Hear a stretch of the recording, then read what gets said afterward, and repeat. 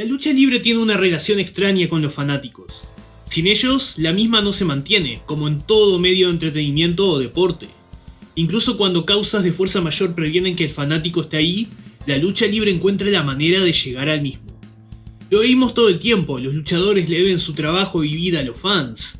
La dinámica de la lucha libre es una muy interesante en la que el fanático tiene cierta influencia sobre ella. Hay una cuarta pared, pero no es la misma que hay en el teatro. Reacciones, carteles e incluso tirar basura a un personaje detestado son componentes que se desarrollan en este negocio de manera diferente a cualquier otro.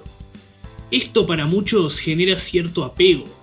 Seguimos a un luchador semana a semana viendo su evolución y en el proceso generando una relación parasocial con él. Internet ha ayudado a esto también, porque cuando el luchador no está en el ring, podemos ver sus actividades en redes sociales o plataformas de video, para bien o mal. A su vez, esto ha causado que con el tiempo la lucha libre sea cada vez más accesible e inclusiva. Estamos viendo ahora mismo el efecto de eso. Cuando los que alguna vez eran fanáticos ahora están en el mismo cuadrilátero en el que sus ídolos compitieron.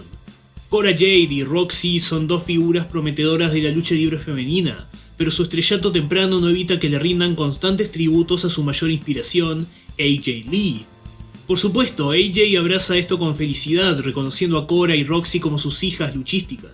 Pero la lucha libre en sí misma nació en base al engaño y oportunismo. Décadas atrás se marcaba una distancia intencional entre el luchador y el fan para proteger la narrativa de la lucha libre de una exposición que revelara su naturaleza carnavalesca y ficticia. El kayfabe era algo que tenía que mantener al Mark ilusionado e ignorante en todo momento para que éste depositara su dinero cuando se le fuese pedido. En el ADN del pro wrestling esto nunca ha dejado de ser verdad. Pero ahora...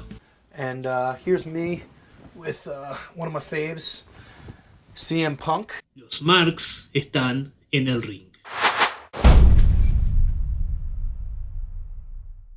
Desde su llegada a AEW era inevitable que CM Punk chocara contra Maxwell Jacob Friedman. Inevitable. Solo había que esperar al momento adecuado, que Punk se saque el óxido, que Max esté en su mejor condición posible, que AEW tenga el momentum adecuado. Dos de los mejores portadores de un micrófono en la historia de la lucha libre moderna, dos luchadores que han contado múltiples historias inolvidables, dos individuos que están lejos, muy lejos de ser perfectos, pero que sin importar qué, estarán en la boca de muchos. Y el primer capítulo de su rivalidad se trató de eso, el choque de personalidades. Pero luego de que MJF derrotara a CM Punk en un clásico instantáneo, el segundo capítulo se volvió mucho más íntimo. Después de que esta foto resurgiera en internet para ser publicada una y otra vez por gente hambrienta de dopamina, CM Punk finalmente la canonizó en el lore de All Elite Wrestling. La imagen de un joven MJF de 11 años, sonriendo de oreja a oreja al lado de un CM Punk que parecía privado de sueño. Una foto que, a fecha de al menos 2018, Maxwell tenía bien guardada. Punk admitió que ese encuentro en ese entonces fue inconsecuente para él, una firma más, un día más. El 23 de febrero, Friedman pareció abrir su corazón ante la realidad de esa imagen. La realidad de un niño al que atormentaban constantemente, cuya única motivación para seguir adelante era la lucha libre. Fue un viernes que tuvo la oportunidad de ir y conocer a su ídolo, CM Punk, quien le dio la inspiración para perseguir sus sueños y volverse luchador. Sin embargo, cuando Punk se retiró en 2014, la decepción de MJF fue tanta que su resentimiento lo dominó. Maxwell debutaría como luchador profesional en 2015, y aunque faltase mucho tiempo para volverse lo que es hoy, la idea era clara. Él era narcisista, arrogante y vanidoso, se nutría de veneno y destilaba veneno. Cada día que pasaba eran más y más aires de grandeza en la mente de MJF, y según él, solo podemos atribuirle eso a CM Punk por abandonar el wrestling. Punk le preguntaría a MJF si lo que dijo es honesto, y tras este insultarlo, se retiró. Esa noche el internet de la lucha libre explotó en lo que fue conmoción por la aparente historia del origen villanesco de MJF. La realidad es... ¿qué honestidad podemos esperar de un conocido sociópata? Entendimos que MJF puso expectativas en alguien más, expectativas que no se cumplieron. Pero no es culpa de CM Punk que un futbolista americano de clase alta con aspiraciones de ser luchador se volviera una mala persona. Punk en 2014 estaba en el límite de su salud, tanto mental como física. Él no le debe nada a nadie en lo que se refiere a su cuidado personal y nos dijo exactamente eso cuando regresó en agosto del año pasado.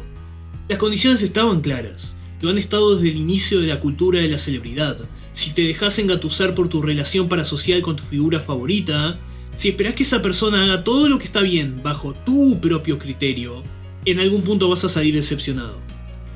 Esto es una realidad dentro y fuera de la lucha libre. ¿Por qué no le preguntamos a Ricardo López lo que piensa de Bjork teniendo una relación sentimental?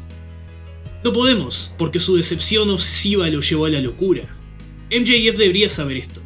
MJF probablemente sabe esto. Pero, ¿qué mejor oportunidad que esta para dar lástima y convencer a los fanáticos de CM Punk que él es el malo?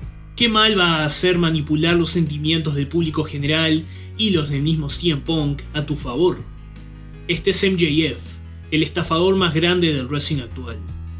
No tengo dudas de que MJF el niño estaba emocionado por estar conociendo a CM Punk a los 11 años. No tengo dudas de que MJF el adolescente fue decepcionado por el abrupto retiro de CM Punk. Pero MJF el adulto, podés apostar que está intentando controlar todo meticulosamente. No confiaría en él, ni siquiera confiaría en esta foto como me la presenta. Así que, la infame foto de CM Punk firmando autógrafos al lado del niño Maxwell. Algo en esta foto no me cierra. Nunca me cerró. No digo que es falsa, sino que quizá haya algo más. Observémosla un poco. MJF dijo tener 11 años cuando esta foto tomó lugar. Eso significa que sucedió entre el 15 de marzo de 2007 y el 15 de marzo de 2008. Una prueba de esto es la camiseta que está vistiendo Punk con el logo de No Way Out. Para buscar el origen de esta foto, cerré el periodo de tiempo a todo el año 2007 y descubrí que en febrero se anunció una firma de autógrafos de CM Punk junto a Kelly Kelly para el 14 de marzo en una tienda de coleccionables en New Jersey, de la cual no encontré información. Además, MJF nunca pisaría New Jersey por voluntad propia, pero más allá de eso, esa firma tomó lugar un miércoles, y tanto CM Punk como MJF reconocieron que la foto tomó lugar un viernes. Hubo 52 viernes en todo el 2007. Buscarlos uno por uno sería inútil. Intenté escarbar más, y descubrí una publicación de una tal Georgian Macropoulos, donde habla de CM Punk firmando autógrafos en Long Island el día 16 de noviembre a las 10 de la noche. Vi el calendario 2007 y bingo, era un viernes. Georgian estima que hubo 300 personas ahí y revela que Punk fue muy amable con los asistentes, o al menos con ella. También subió su foto con Punk, pero la imagen está caída y no fue guardada en la Wayback Machine. Buscando más, resulta que Georgian era una parte integral de la comunidad del wrestling, pero falleció en 2010. Probablemente su foto esté perdida para siempre. No hay otros registros de esta firma de autógrafos. Tuve que usar otros motores de búsqueda y eso me llevó a algunos reportes que indicaban que la firma originalmente iba a tomar lugar el 26 de octubre e iba a incluir no solo a CM Punk, sino también a Hornswoggle. Luego del cambio de fecha no hay registro de si Swoggle se unió a Punk en noviembre. Quizá MJF fue ahí para conocer a Hornswoggle y CM Punk estaba al lado. La firma tomó lugar en el Sunrise Mall de esa zona, pero nuevamente llega a un punto muerto. Más allá de la foto con MJF, no hay registros fotográficos del viernes 16 de noviembre de 2007 en el centro comercial Sunrise. Por supuesto, internet era muy diferente en esa época y el pequeño MJF no iba a andar en MySpace subiendo fotos de su cara. Entonces, ¿qué tal si hay honestidad en sus palabras? ¿Qué tal si MJF es una víctima de esta sociedad y más importantemente, de CM Punk? El lenguaje corporal de Max indica perfectamente que quiere acercarse a Punk y ser visto como su amigo. Entonces, ¿Punk hizo mal? Bueno, vimos el 2 de marzo que Punk no tiene miedo de admitir sus horrendos actos en la lucha libre, incluso advirtiéndole a MJF que tanto odio lo va a quemar vivo. Pero en la noche en la que AEW y ROH se volvieron empresas hermanas, a unos días de que CM Punk tenga una lucha de correa, encuentro muy especial que MJF responsabilice a CM Punk por sus pecados. Justo como CM Punk responsabilizó al legendario Raven de los suyos propios en 2003. Durante el ascenso de CM Punk en la escena independiente, su atención se volcaría encima de un retornante Raven, desarrollando una sangrienta rivalidad a través de 3 empresas distintas que merece su propia serie de videos. Punk reprochó al complicado luchador de haber abusado de sustancias, de la vida loca de un luchador en los 90.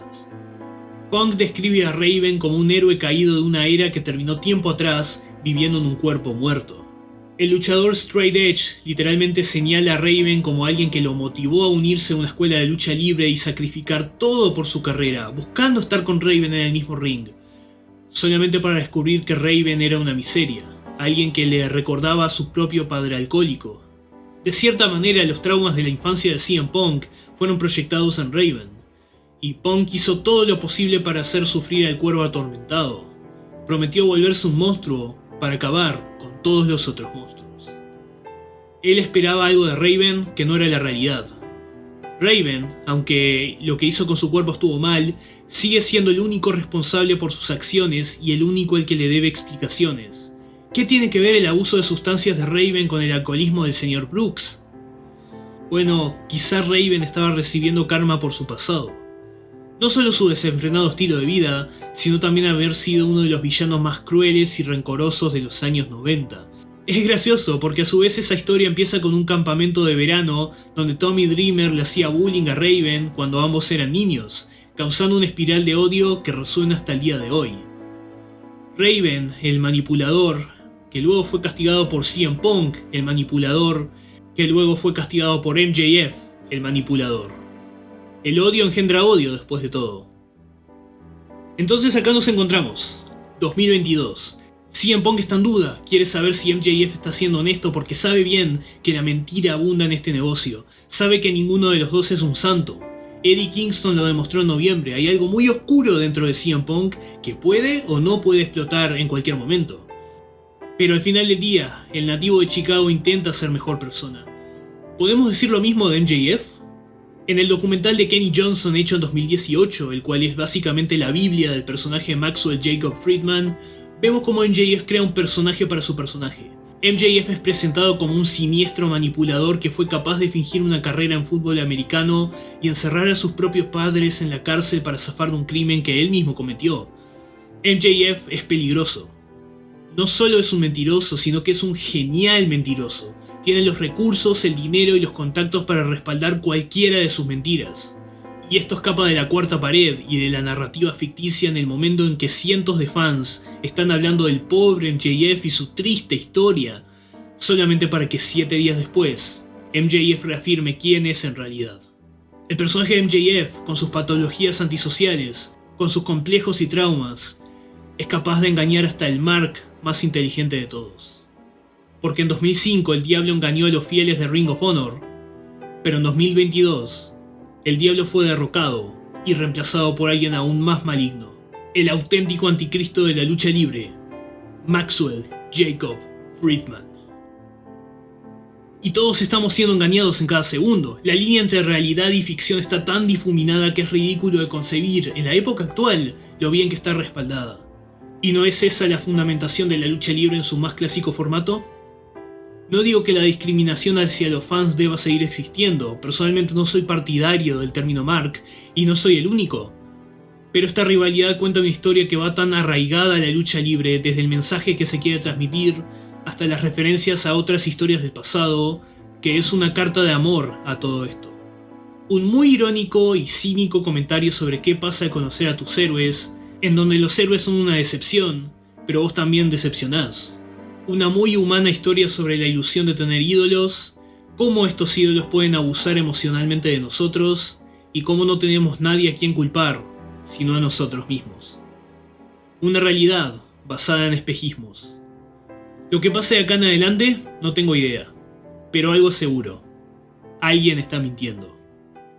Soy Safter. Hasta la próxima.